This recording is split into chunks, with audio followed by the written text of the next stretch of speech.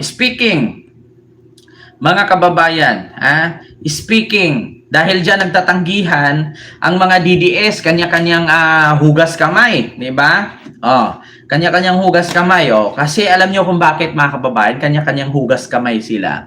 Dahil po, mga kababayan, nagdeklara po ang PCO or si Dave Gomez at si Yussi Claire Castro na ipapakulong at hinihikayat ngayon ng Presidential Communication Office or PCO ng Malacanang ang mga nagpo-post ng fake news patungkol sa First Family, sa presidente at sa ating bansa, lalong-lalo na yung shortage daw ng gasolina. Naalala ninyo, magka-lockdown daw, tapos mag-brown out daw na isang linggo, tapos ito ito, kakain tuloy ako ng balahibo. Ito mga DDS, ganito ang sasabihin ko. Una, ang pinakalat kasi ng mga DDS, mga kababayan, kaya nakasuhan ng PCO, yung ano ba yung channel na yon, yung Pilipinas, ano ba yon? Ano ba yun? Maligayang Pilipinas channel ba yun? Ano ba yun, mga kababayan, yung kinasuhan ni Dave Gomez? Kasi ang pinakalat nila, mag-brown out daw buong Pilipinas ng 2 linggo tapos mag-lockdown. Kasi daw naubos ang langis. Ganito po. Bakit po magba-brown out ang Pilipinas kung maubos ang langis? Una, meron naman po tayong kuryente na nanggaling sa hangin. Yun po yung windmill. Meron din po tayong kuryente na nanggaling sa tubig. Yan po yung tinatawag nating hydroelectric power plant. No? So, bakit po mangyari na kapag maubos ang gasolina ay mag-blackout buong Pilipinas? Paano po mangyari yun na ang mga katulad dyan, ang Mindanao, sa Mindanao, ang kuryente po na pinanggalingan ng Mindanao ay sa Iligan City, sa Maria Cristina Falls. Maniwala lang po ako, mga kababayan, na mag-brown out ang buong Pilipinas kung ang tubig sa Maria Cristina Falls, lalo sa Mindanao, mag-brown out sila ng 2 linggo. Kung ang ilog sa Maria Cristina Falls sa Iligan City ay matuyo. Di ba? Paano nangyari na pag naubos daw ang gasolina, mag-blackout ay 2 linggo? Paano mag-blackout? Hindi naman ang kuryente natin ang galing lahat sa langis. Ang kuryente natin ay nanggaling sa tubig at sa hangin. Di ba? So, paano nangyayari? Paano nyo nasasabi na mag-blackout daw? Kaya ngayon nakasuhan kayo, mga animal kayo. Diba? At saka, paano magba-brown out? Napakaraming solar. Diba may 24 billion pang multa si Libeste na hindi niya nabayaran sa solar na yan? Paano magkaroon ng brown out? Mga tanga-tanga ba kayo? Diba? Diba, Ma'am Delia Rosario, magba-brown out daw. Kaya kinasuhan ngayon ng PCO yung mga tanga-tangang nagpo-post. Diba? Paano kayo mag-brown out? Ang kuryente natin ang galing sa sikat ng araw, yun po yung solar. Wala namang kinalaman gasolina dun Pangalawa, paano po tayo mag-brown out kung meron naman pong ilog na pinanggalingan ng tubig, yung hydroelectric power plant or yung geothermal plant, no? At saka yung hydroelectric power plant. Sa tubig, sa hangin at sa araw. Wala namang gasolinang gamit doon Paano mag-blackout? Tangin na tong mga to. Diba? Ginagawa nyo, mga bobo na nga kayo, mga DDS, ginagawa nyo pang tanga. Yung mga sarili ninyo at kapwa ninyo DDS. Ang kuryente natin sa Pilipinas nanggaling sa tubig, hangin at araw. Wala pong gasolinang ginagamit dyan. Maliban na lang kung private tindahan ka, katulad ng Pure Gold, SM, 7-Eleven, na may mga generator na ginamitan ng gasolina. Diba? Hindi naman lahat ng kuryente natin ginagamitan ng generator. Ang bububo nitong mga to. Diba?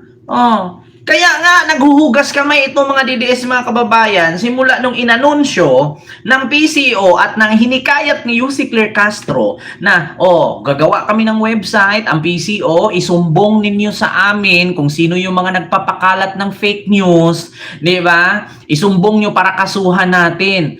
Di ba? Paano mag-brown out dahil daw naubos ang gas? Mag-brown out daw 2 buwan. Putang ina, anong kinalaman ng gas no na ang kuryente natin, bawat rehiyon ay ang pinanggalingan solar, geothermal at windmill. 'Di ba? May araw, may hangin, may tubig. Take note mga kababayan, sa Pilipinas lang ang may ganyan. Bakit? Kasi kumpleto tayo. May ilog, may bundok, meron tayong sikat ng araw. Alam nyo ba sa ibang bansa katulad sa Singapore, wala silang ilog, wala silang bundok. 'Di ba? Ang pinagkukuhaan lang ng kuryente ay sikat ng araw, solar. Kaya kung napapansin ninyo sa Singapore, kadalasan sa mga buildings nila, yung mga salamin yan ay mga solar yan. Na, alam nyo na, mismo ang Singapore nga eh. Tsaka paano tayo maubusan ng kuryente? Kung lahat na lang naman, meron tayong mga source o minerales. Tubig, hangin, araw. Oo. Diyos ko, yung iba uling. Anong kinalaman? Diba? Yung iba mga coal. Galing sa uling. Diba? Paano maubusan ng gasolina? Isa uling galing. Tignan nyo, diba may mga tren na tumatakbo dahil sa uling? Uling lang. Sisindihan mo lang doon. Yung uling, pabagahin mo lang yung tatakbo ang tren. Diba? Dadamay nyo pa yung kabubuhan ng Pilipino eh. Yeah. Katulad nito, mga kababayan. Nanawagan si Yussi Claire Castro. Lahat po na nakikinig sa atin ngayon. Inaayayahan ko po kayo na ipunin nyo lahat yung mga nagpe-fake news na yan, ibigay po sa amin dahil yan po ay talagang pakakasuhan po natin. Ibigay po sa amin dahil yan po ay talagang lahat po na nakikinig sa atin ngayon. Inaayayahan ko po kayo na ipunin nyo lahat yung mga nagpe-fake news na yan, ibigay po sa amin dahil yan po ay talagang pakakasuhan po natin. Ibigay po sa amin dahil yan po ay talagang lahat po na nakikinig sa atin ngayon. Inaayayahan ko po kayo na ipunin nyo lahat yung mga nagpe-fake news na yan, ibigay po sa amin dahil yan po ay talagang pakakasuhan po natin. Ibigay po... Kita nyo? Simula nung hinikayat ng PCO at ni Yussi Claire Castro ni Dib Gomez, no, na ipasa lahat ng mga nakikita ninyo, lalo-lalo na sa Facebook, mga kababayan, yung mga nag-share patungkol kay PBBM, kung ano daw ang nangyari. Tapos meron pang iba dyan nagpo-post na yung mukha ni Sara iisa pero ultimo yung lalaki naging si Sara na din, di ba? Merong mga DDS dyan na vlogger na ang galing-galing talaga ng Vice President, namimigay ng ayuda, tapos magugulat ka yung 4 na lalaki kamukha lahat ni Sara. Diba? Nakita nyo? Sinong nakapanood nun? May mga nagpo-post na si Sara daw namigay, pero yung lahat ng katabi, puro kamukha ni Sara. Ngayon mga kababayan, no, tsansa na po natin ito na pwede nating i-share sa website ng PCO. No, gumawa kasi ng website ang PCO, mga kababayan, na doon i-send lahat ng fake news para isa-isahing po tugisin ng NBI yan. 'Di ba? Malasakit News channel. Oo, yun yung kinasuhan, 'di ba? Kasi nga nagpakalat ng kung ano-ano. Nagulat nga ako mga kababayan eh. Ang dami ngayon mayroon pang kumakalat ngayon na picture na si PBBM daw ay buhat-buhat ng mga bodyguards kasi nanghihina daw. Sabi ko, putang ina naman tong mga to. Ang galing-galing gumawa ng 'di ba? Ang galing-galing gumawa ng AI. Alam niyo sa totoo lang, kaya po malalaman natin na AI. Bakit? Yung mukha kasi ng isang tao, halos magkakamukha lahat. Ngayon nga lang, pagbukas ko sa Facebook ko, may nakita ako video AI, umiiyak yung matanda. 'Di ba? Oo. Ay nako, mga kababayan, meron ako napanood na AI dito. Asan? Ito. Katulad nito. Tignan nyo mga kababayan. Si Father Flabby, tsaka si, daw yan, Risa Hontiveros, dinalaw daw si PBBM, naka-oxygen. Paano nyo nasabing si PBBM yan? Ayan, katulad yan. Paano naging kamukha ni Father Flabby yan? Paano nakamukha ni Risa Hontiveros yan? Tapos si PBBM daw yung nakahilatay. Kung tutuusin mo, pagtitignan mo, hindi naman kamukha ni Risa, hindi rin kamukha ni Father Flabby. Ito si Gladys Castellano, siya po ang nag-post niya na namatay na daw si PBBM. Dinalaw daw ni Risa at ni Father Flabby, di ba? Kita nyo mga kababayan? Ganyan sila. Ganyan sila mga kababayan, ang hilig nilang gumawa ng mga fake news. Namatay na, sure na. Ito si Gladys Castellano. Tignan nyo, mga kababayan. Siya po ang nag-post niyan, mga kababayan. Si Gladys Castellano. I-share niya yung picture ni PBBM. Ayan. Kita nyo? Ay, Diyos ko, kapag ka mga DDS talaga, ay, nako. Mahirap, mga kababayan, pagkatiwalaan yung mga tanga-tangang DDS. Sa totoo lang. Ay, Diyos ko. Mahirap. Ang isang DDS. Ito, posible na gimmick lang nila ang St. Luke's. Ingat mga DDS. Di ba? Ingat sa pagpo-post, patibong nila yung St. Luke's na yan para maraming mag-post tapos marami silang madidimanda at mapatik daw ng mga pages. Di ba? Sabi ni Dada, isang banateros, patibong lang daw mga kababayan, patibong lang daw yung St. Luke's, St. Luke's. Sino ba nagpakalat ng St. Luke's? Kayo lang naman mga DDS, putang ina. Alam nyo ito sa mga DDS vlogger, isa lang po ang masasabi ko sa inyo. Hindi pa po kami nabuang katulad ninyo. Ano akala niyo kay PBBM buang? Gagawa ng eksena St. Luke's para i-post ninyo at para madimanda kayo? 'Di ba?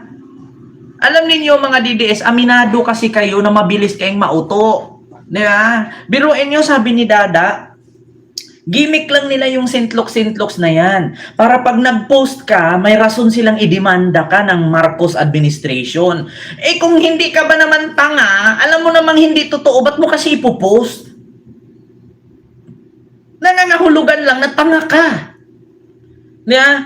Possible na gimmick lang nila ang St. Luke's. Ingat mga DDS.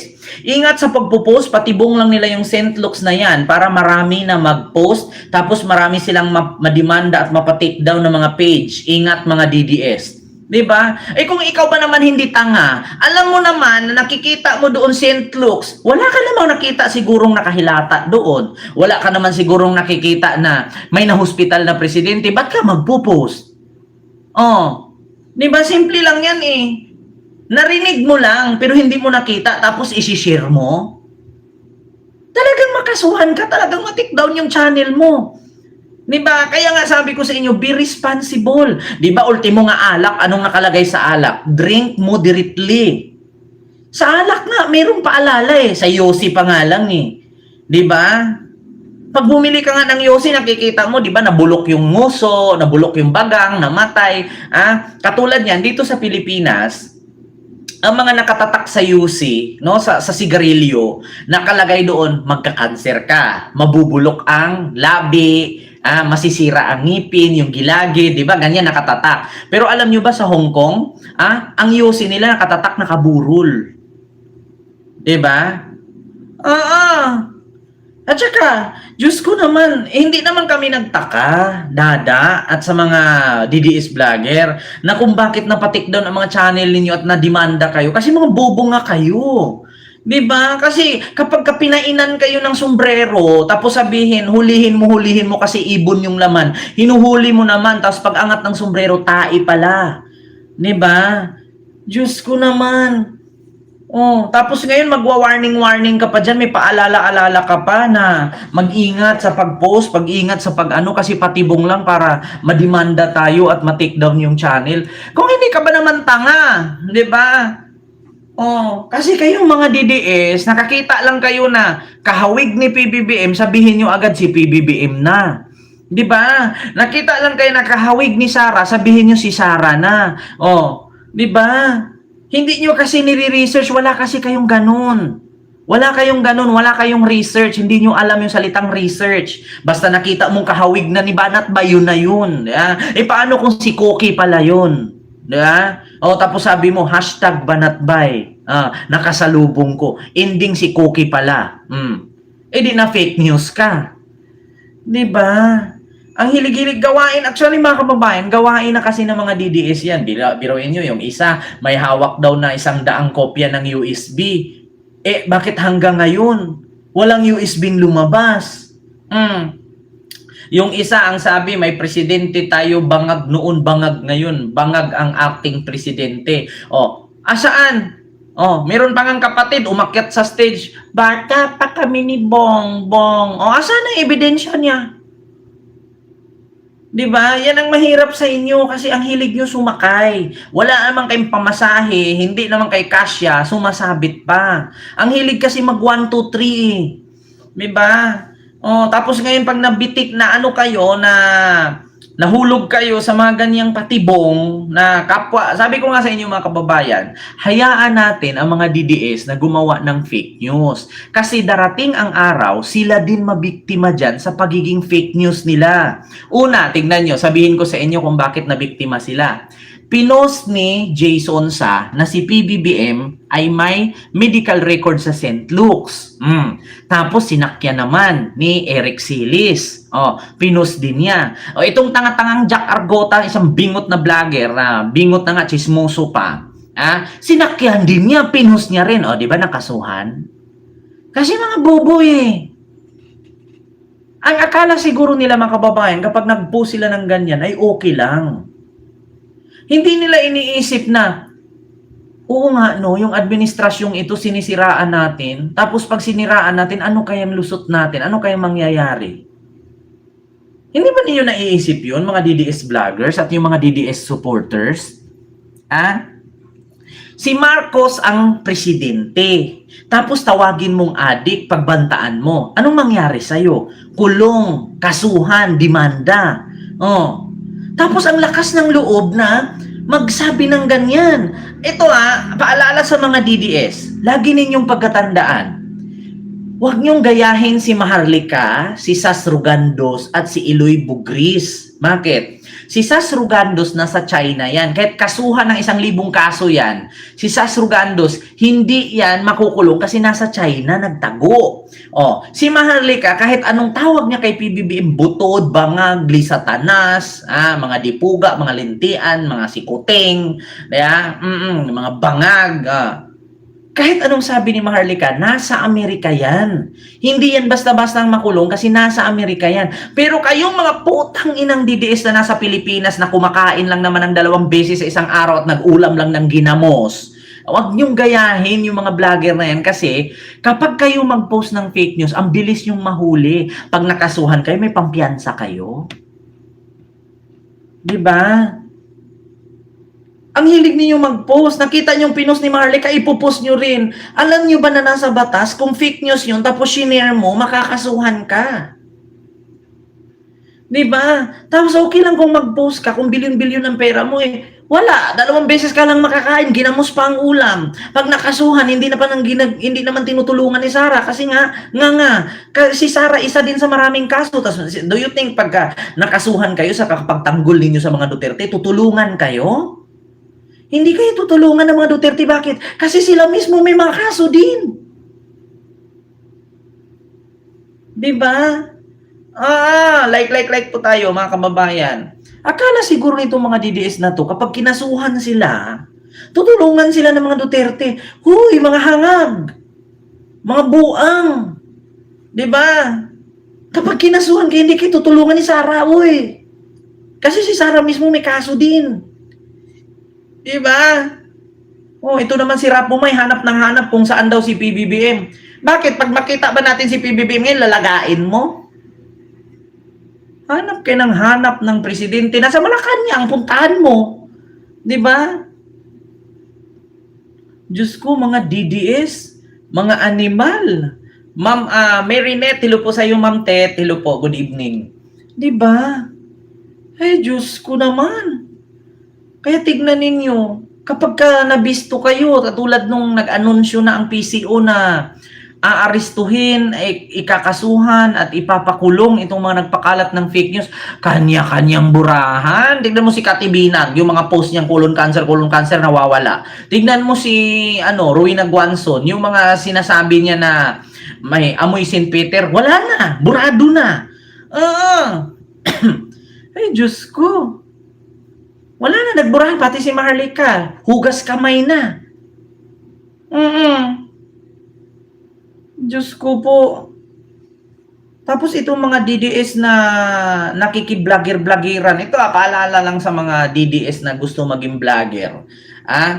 Hindi porket nagtago ka dyan sa loob ng Facebook page mo at ang ipinost mong video ay hindi galing sa'yo, nakaw mo lang, hindi ka na malaman, tanga. Ang bawat Facebook page, nakakunik yan sa main Facebook account. Malalaman yan. Kasi bakit? Ang Meta, merong Meta Philippines. Pag pumunta ang otoridad sa Meta Philippines, malalaman yan kasi machi-check ng Meta yan. Kaya nga, di ba, pag gumawa ka ng Facebook account, nakalagin yung pangalan mo, yung Gmail account, pati password. Alam ng Meta yan. Akala siguro nila, kapag gumawa sila ng Facebook page na walang mukha, tapos nakaw video lang ang mga pinupost nila, hindi sila matitrace. Tanga, nag-login ka dun, may password ka. Meron ka pang ang Gmail account dun eh. May cellphone number ka pang nililogin dun. Matitrace yan. Wag siyo nga. Katulad yan sa YouTube. Ang akala nila sa YouTube, magtago ka. Diba yung iba, yung pag nagla-live, katulad kay Nyulo. Si Nyolo, meron tayong kasamaan si Nyolo. Akala ninyo si Nyolo hindi malalaman yan kung dadalhin yan dun sa Google Philippines? Diyan sa may Pasig. Makikita ang mukha ni Nyolo. Kasi bakit? Ang bawat Google account, nandoon yung pangalan mo, nakaregister yung totoo mong pangalan. Nandoon yung mga contact number mo at yung mga details. Kahit pa mag-live ka sa YouTube, takpan mo ng maskara, magmaskara ka dyan, malalaman at malalaman ka kasi meron yung mga tracking device, meron yung mga GPS, malalaman yan kung saan ka nakatira at saan ka nagstay ngayon. Diba? Diyos ko naman, ito yung example ko lang ha. Lahat tayo dito, wala tayong ligtas sa social media. Kahit pa magawa ka ng bagong account mo ngayon, pero kung ang Gmail at contact number mo nakalagay doon, matitrace ka pa rin. Pati yung GPS tracking mo, makikita yan sa satellite. Jing Vlogs, maraming salamat sa yung super sticker. Thank you so much. Diba? Oo, meron pang tawag doon. May address, may IPS address ba yun? IPI address? Makikita yan. Oo. Ma'am Sally Rugay, hilupon kay Ma'am Chaichir. Akala siguro nila pag mga ganyan-ganyan, mag-fake news sila. Tapos ngayon, tignan nyo, kanya-kanya na kayong hugas kamay. Kanya-kanya na kayo. Ayan si Bugris, ang account niya naka-registered sa Pinas. Yan lagi ang, rason niya na di siya mahuhuli. Naka-registered nga sa Pinas, yung IP address niya, yung account niya. Ang problema lang, hindi ba siya dumaan ng immigration sa Dubai? Sige nga, akala siguro ni Bugris, yung kanyang Facebook account, YouTube account, or TikTok account, kung sa Pilipinas naka-registered, hindi ka matitrace, bakit hindi ka ba dumaan ng immigration?